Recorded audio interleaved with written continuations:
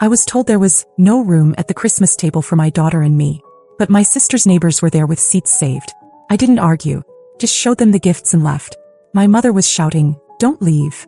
My dad begged me to talk, but Christmas dinner was already halfway over when I realized there was no seat for me. Not an accident. Not an oversight. The table was full, chairs pushed close, plates already smeared with gravy and half-eaten ham.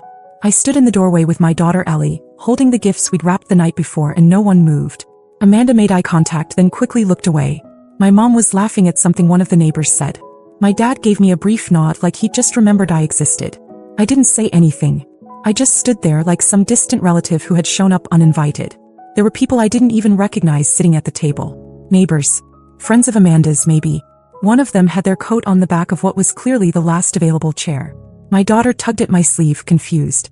I told her we'd just drop off the gifts. I walked over to the tree, placed the bags down carefully, made sure the card with the envelope was still sealed tight. Then I turned to leave. That's when my mom yelled across the room loud enough to stop the conversation. "Don't go." My dad stood up suddenly, knocking into someone's plate. He called out my name, said we should talk, but by then Ellie was already pulling her boots back on.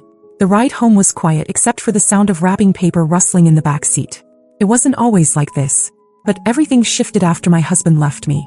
He didn't just leave, he moved in with the woman who lives one block over. Jenna. The same woman who once borrowed my slow cooker and returned it with dried onions still crusted on the lid. My mom's reaction? She said it made sense. That Jenna took care of herself. After that, it was like my entire family decided I was defective. My sister stopped inviting me to anything unless she needed help setting up. My parents laughed when I said I was going back to school. My dad kept asking if I was done sulking yet. They treated me like the failure who got left. Like I was embarrassing them by existing without a man.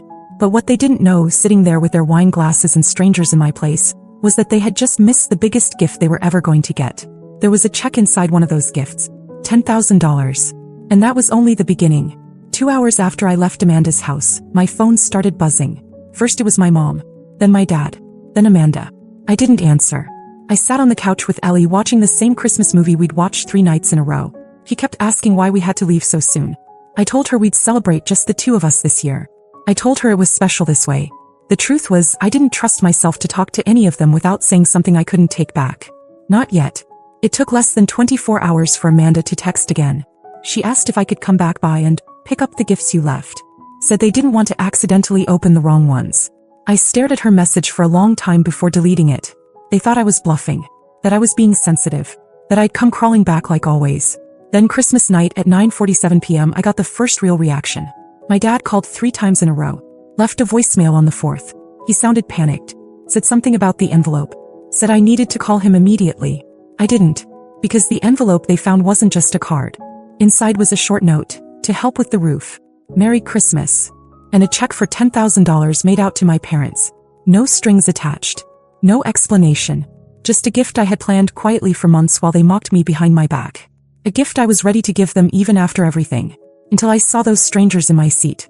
By the next morning, I had 11 missed calls, 2 long voicemails from my mom crying, and a desperate message from Amanda that just said, "Are you serious?" I didn't reply. I logged into my accounts instead.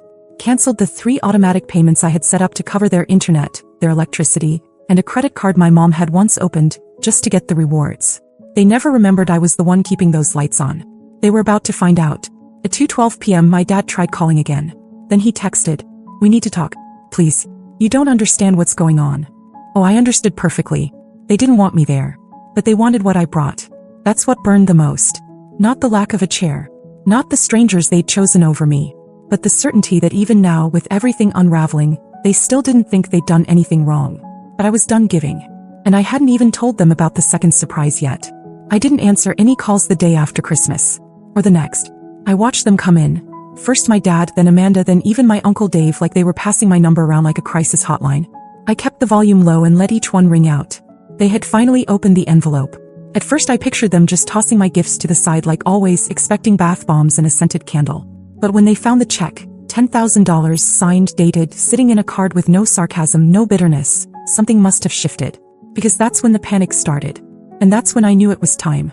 The second surprise wasn't as sweet as the first. It wasn't wrapped. It didn't have a bow. But it would hit harder. Because it was about control. Quiet control I had held on to for years without ever using it. My name was on more than they remembered. I logged into the bank account my dad used. Technically mine too, from back when I helped them refinance the house. I moved the remaining balance to my own account and closed it. Then I pulled the plug on 3 recurring payments they didn't even know I'd been covering. Their cell phone plan, their internet, and their electric bill.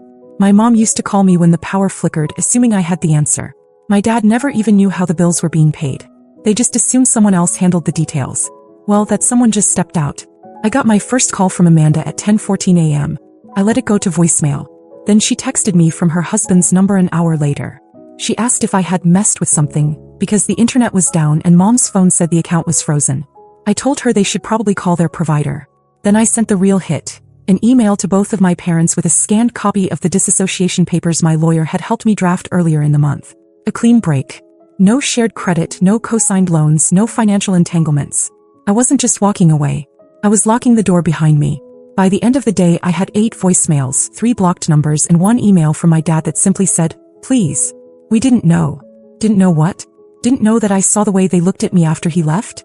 That I noticed how they invited everyone but me to dinners, how they praised Jenna for stepping up, while acting like I hadn't held the family together with both hands for years. Oh, they knew. They just didn't care until it cost them something. Now it was costing them everything. And I hadn't even told them the full story yet. By the morning of the 28th, they weren't even pretending to be mad anymore.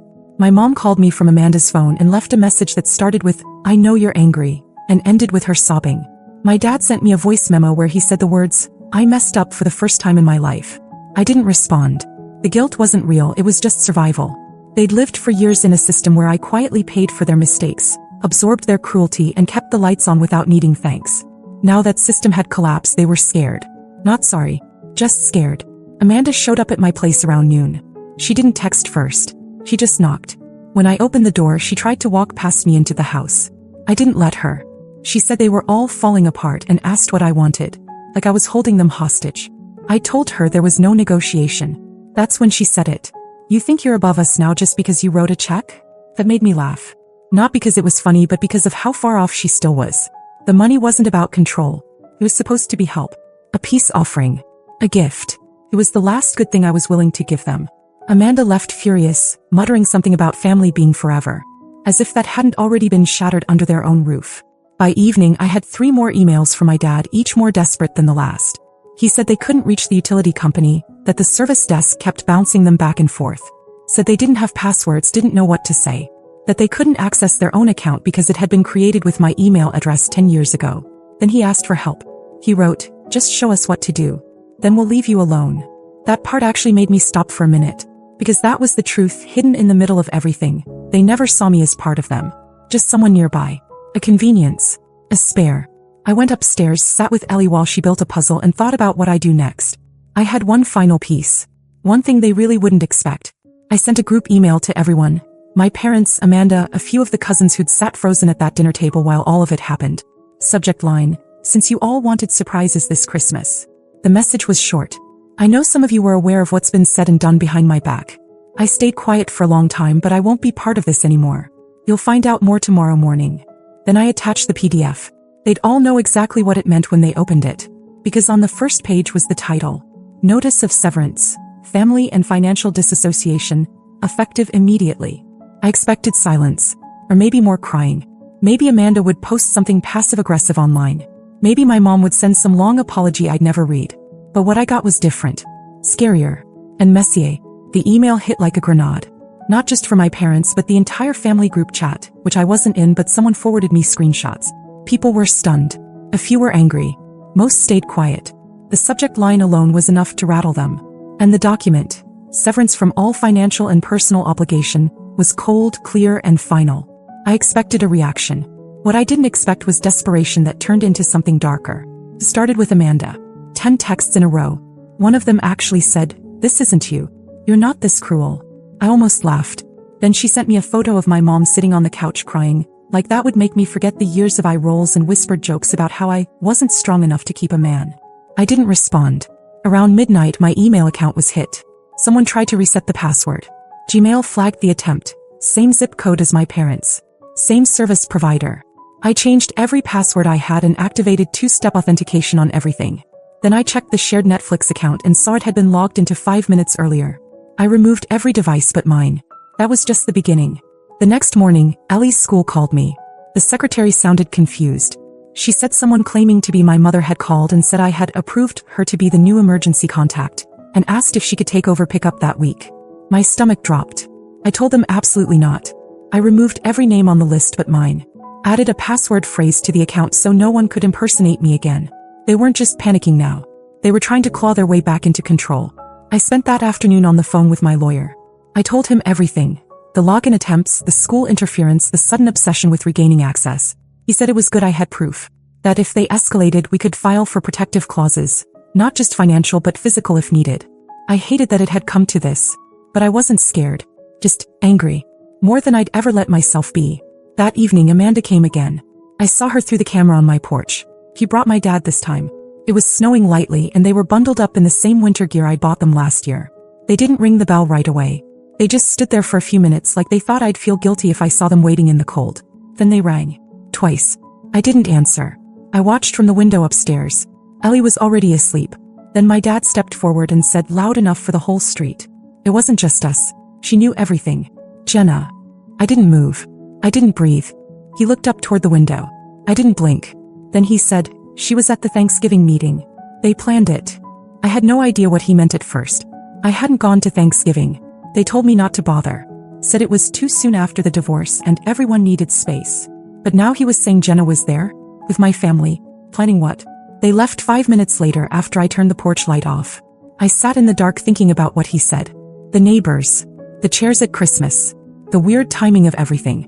The smirks. The envelope. Planned. It was never just about ignoring me. It was something else. Something I hadn't seen coming. I didn't cry when I found out my husband had been sitting at my family's Thanksgiving table with Jenna. I didn't yell either. I just sat there on the edge of my bed staring at my phone, feeling something shift permanently inside me. I wasn't shocked. Not anymore.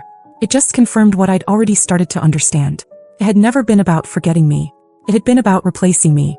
That morning, I called my lawyer again and gave him the go-ahead to complete the disassociation papers. Financial, legal, and personal. Everything that connected me to them in any way. No more shared utilities, no co-signed anything, no loose threads. We filed everything within 48 hours. It was official. My parents lost access to every convenience I used to quietly give them. Internet gone. Phone plans gone. Credit line I'd opened for emergencies, closed. They would have to start from scratch just like I had 2 months earlier when my husband vanished from our life overnight. Only now they didn't have me. That was fair. Still, I needed to do one last thing. I didn't want to leave things open-ended. I didn't want them to spin the story later.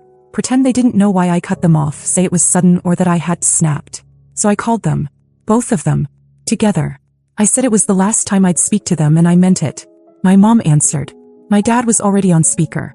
I said calmly that I knew everything now. That I knew about Thanksgiving. That I knew Jenna was there. That I knew my husband sat at their table while they laughed and passed around cranberry sauce, pretending they hadn't chosen sides.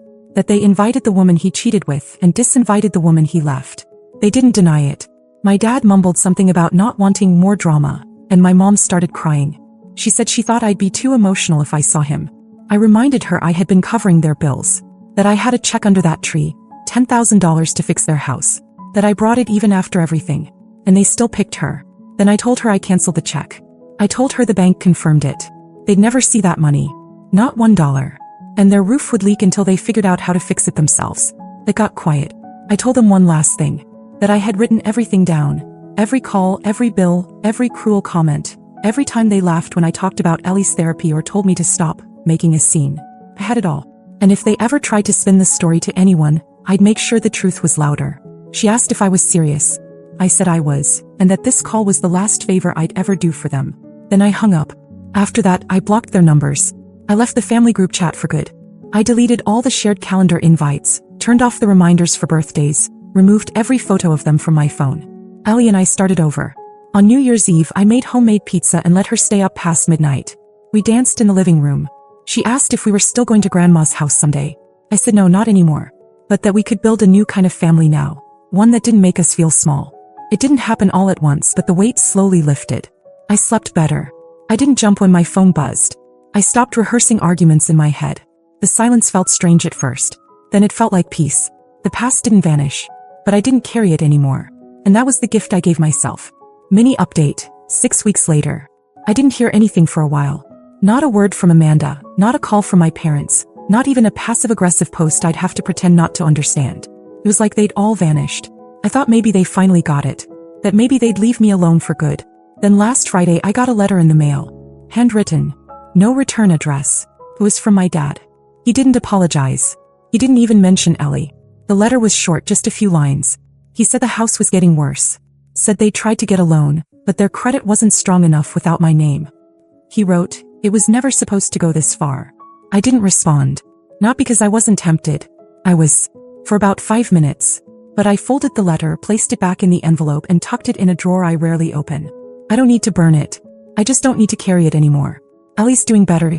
She started smiling more at school, making up silly games again. We made a new tradition last week. Every Friday we go out for pancakes no matter what. Just the two of us. Last time she told me it was her favorite day of the week. That's all I needed to know. I made the right decision. Sometimes the most radical thing you can do is stop proving your worth to people who already decided to ignore it. I stopped proving, and I never looked back.